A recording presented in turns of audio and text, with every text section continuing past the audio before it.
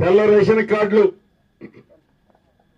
పేదోళ్ళు ఇంకా గ్రామీణ ప్రాంతంలో గడిచిన 10 సంవత్సరాల నుంచి ఎదురు చూస్తున్నారు. తెలంగాణ రాష్ట్రం ఏర్పడిన తర్వాత తెల్ల రేషన్ కార్డులు వచ్చిన సందర్భం లేదు. ఈ ప్రభుత్వం హెల్త్ కార్డు సపరేట్ గా తెల్ల రేషన్ కార్డు సపరేట్ గా ఇవ్వాలన్నది ఆలోచించాం. కేబినెట్ లో నిర్ణయం తీసుకున్నాం. సబ్ కమిటీని కూడా వేశాం. దానికి చైర్మన్ గా ఉత్తమ కుమార్ రెడ్డి గారు, నేను, దామోదర్ రాజనరసింహ గారు ఉన్నాం.